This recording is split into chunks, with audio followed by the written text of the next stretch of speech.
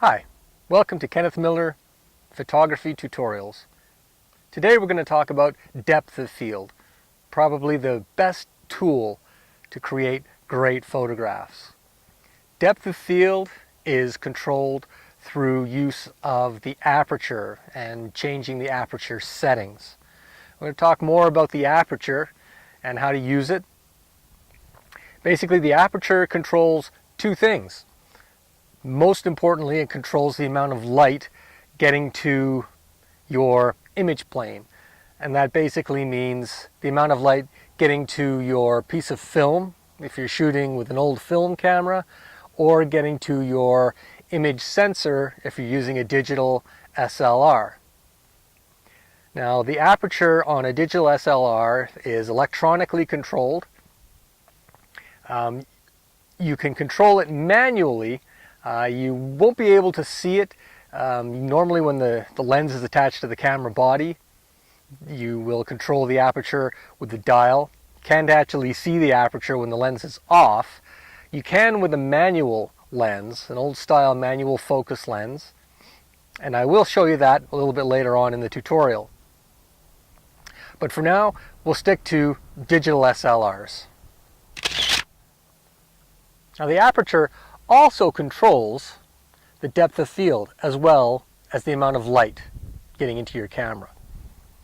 And basically what that means is, as you're setting up your composition, you not only have to decide what kind of depth of field you want to use, but are you able to use that depth of field given the amount of light that's available in your scene. And we'll come back to that in a little bit. Now, like I said before, depth of field can give you great photos. It's one of my favorite tools to use, and I'll explain why. Basically, depth of field can give you sharpness all the way through your picture. Your entire image can be in focus and clear, or you can make a foreground or a background out of focus and have one subject completely in focus and sharp and clear. And what that does is that draws your subject into the viewer much more effectively. Having just everything in focus can be great for a landscape shot or any other type of shot where depth of field you don't really care about too much. But a portrait photo, picture of somebody's head and shoulders, depending on the background, can look a lot better if that background is blurred out and the subject is the only thing in focus. Now, we achieve this by, like I said before, adjusting the aperture setting. Now, the way the aperture works on a lens is you will have numbers that correspond to the size of the opening of the aperture. Now, this is where numbers can get a bit tricky, but once you understand them, it's really easy to work with. The numbers on an aperture setting work a little bit backwards to how you might think. A large aperture will have a smaller number, and a smaller aperture opening will have a larger number. So you have to think of it almost in reverse. Now, we talked a little bit about lenses and apertures before when we talked about the size of the lens and how fast the lens is capable of becoming. And that again refers to how large the aperture can go. So, you've decided on a lens to buy and you're ready to go start using your aperture and working with depth of field settings. What you always want to consider in your photo is not just your subject, but your background as well. Do you want your background to be in focus, or would it be more effective to have your background be out of focus? Would it be a more powerful photograph with a blurry background? In a lot of cases, this is true. And it's always a good idea to change your aperture settings to use a clear background and a fuzzy background as well. And then you've got the same photograph, but you're using two different aperture settings and getting two different results that you can pick from. It's always good to have choices. In this digital age, you can take as many pictures as you want. It's virtually a free ride when it comes to digital photography. Now, in these examples, you can see that I've taken some photographs of the same scene, but I'm using different aperture settings.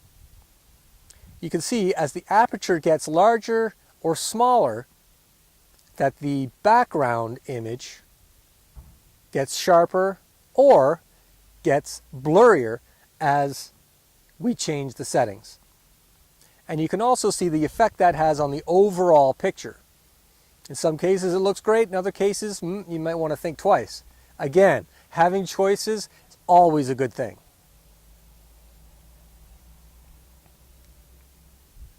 Now, it might make it easier to understand if I was able to show you how an aperture actually works. If you're just starting out in photography, it's always good to have a mind's eye of what's happening inside your camera as you're using it. Now, what I have here is an old style manual focus lens that has a manually adjusted aperture. And you can see as I turn this ring, if we look through the back of the lens here, you can see the aperture opening and closing. And that's essentially what happens in any camera, digital, 35mm, whatever it would be, when you adjust the aperture setting.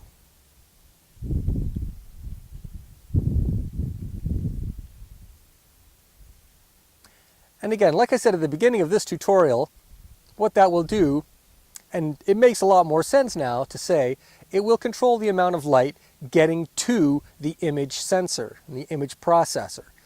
Because as you close the aperture down to a higher number, less light is able to get through the pinhole that the aperture has created.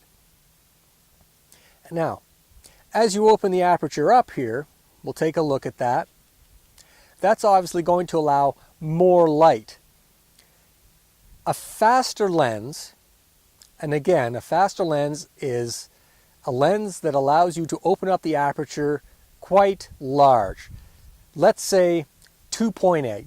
An f2.8 is a good size for any lens. Now, you could buy a standard 28mm, 17mm wide angle lens, and it will come with a fairly fast aperture.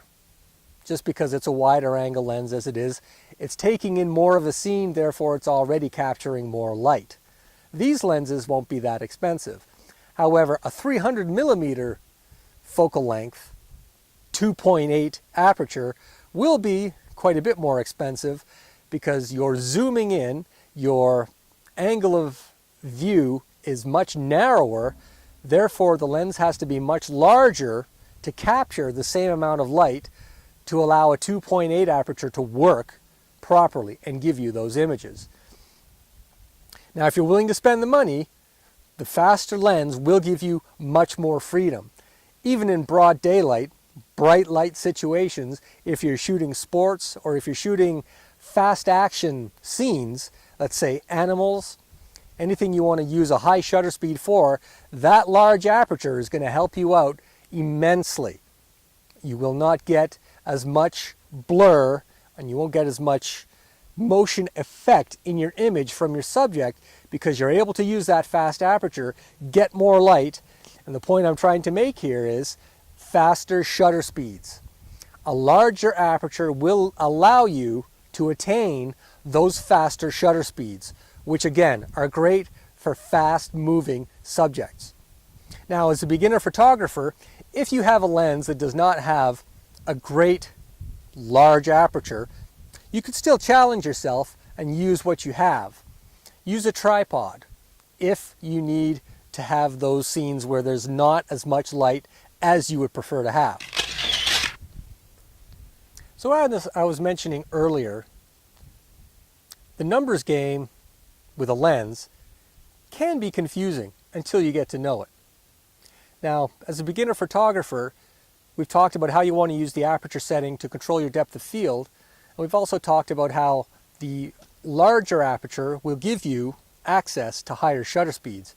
It's very important to learn how those two things work together. And I'm talking about your aperture and your shutter speed. Given the light conditions that you're shooting in, you might not be able to get the shot that you want because you want a specific aperture. If you want everything to be in focus from the front of the camera all the way to infinity, then you're going to want a smaller aperture, which means a larger f-stop or a larger aperture setting with regards to the number. Let's say an f16 or an f22. We'll close that aperture down, change your depth of field. You might not have the light to do that. And like I said earlier, if you've got a tripod, you can do that. So it's always important to have your equipment with you all the time. You don't want to miss out on a great shot because you didn't bring your tripod. As you continue your journey into photography, you'll understand that certain scenes require a certain camera setting. You'll be able to go into a situation and say, yes, I can capture this scene, but I might have to compromise on my shutter speed or my depth of field setting. I personally use the aperture setting on my camera most of the time, if not all of the time, except for when I'm shooting bulb photography. Now, the aperture setting will allow me to make those choices. If I want to work with my depth of field, I'm on my aperture setting and I can control my aperture right there. If I want to work with a higher shutter speed, I'm still in the aperture setting, which means all I have to do is open up my aperture as wide as it'll let me go, and then I've got the highest shutter speed that is available to me given the lens that I'm using and the lighting conditions that are available in my scene. So that concludes my video on depth of field. Thanks for watching and happy shooting.